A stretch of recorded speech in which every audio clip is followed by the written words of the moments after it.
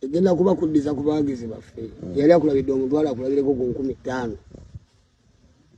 saha ku fite eya kololo oba Namboole. King Saha ali mu kusetinga either Kololo oba Namboole ku bantu abatasobola mulaba munnange ate wali erugogo ku 50,000 zokka. Mwana mulenzi wuuno era afuddeyo n'akakasa mu katambi King Saha ate nga ku sayidi y'emu Palaso ali mu kuleeta oluyimba olupya wali Anaconda ne mwana mulenzi Gladiator wali wonna ate kigenda kubeera nga kitambulira ddala era nga bw'olaba eruuyi eno mu katambi munnange mwana mulenzi Palaso esayidi eno ngenda kusaba vidiyo gimpe like obeera nga tonnaba kakati kansooke nkutegeezeko nti omuyimbi King Saha wuuno avuddeyo munnange mu katambi n'ategeeza munnange eri bafaanizi be abatasobola mulaba Lugogo Masaka Luweero muganda wange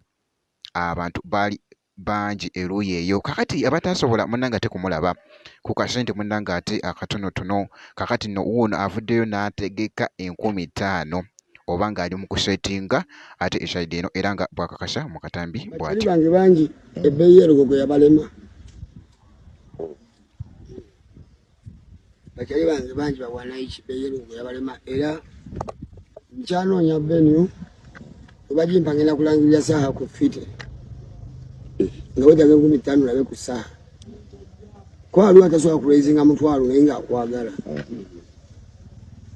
era eyo show ejja kuba nga festival egenda kuba kuddiza ku bawagizi baffe yali akulabidde omutwalo akulabireko ku 50,000 saha ku fite eya kololo oba Namboole oba mu kibuga tuyinza okukola street jam tetukomyawo abantu mu bulamu bwe twalinanga edda twakupanga street jam ya ku Siriki ogimanyi shoni tetukuba street jam ya wano City Carnival ebyo bijaguzo bye tulaba mu nsi endala ku Halloween wawawa nabo bantu byetaaga era nga ku sayidi yemu munnange omuyimbi Palaso